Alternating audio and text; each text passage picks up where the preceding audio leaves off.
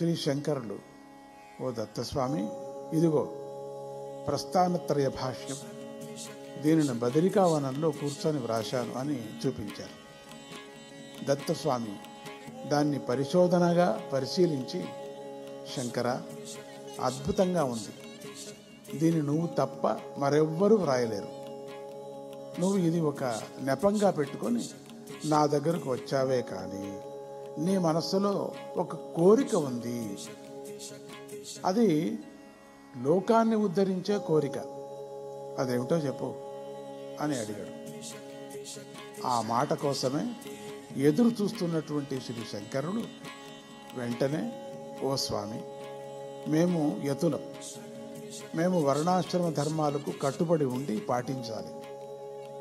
మీరు అవధూతులు, వర్ణాశ్రమ ధర్మాలకు అతీతులు, కనుక మీకు సాధ్యం కానిది లేదు. మిమ్మల్ని స్మరించటంతోనే మీరు అన్ని కోరికలు తీరుస్తారు, భక్తులను రత్నంలాగా చేసి రక్షిస్తారు.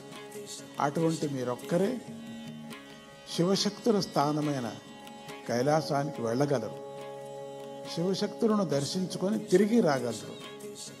ఆ జననీ జనకులను నేను కూడా మీలాగా దర్శించుకోవాలని కోరికగా ఉంది, కనుక నాకు ఆ ఆది దంపతులను దర్శించే భాగ్యాన్ని కల్పించండి, నా కోరికను తీర్చండి అని ప్రార్థించారు.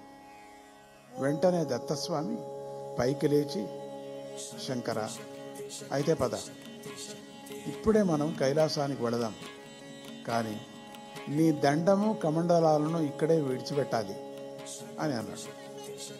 శ్రీ శంకరులు ఏం చేశారు, అలాగే అని ఆ మాహురీపురంలో దండాన్ని విడిచిపెట్టగా అది వృక్షంలాగా మారిపోయింది. కమండలాన్ని విడిచిపెట్టగా అందులోని జలం దివ్యతీర్థంగా మారింది.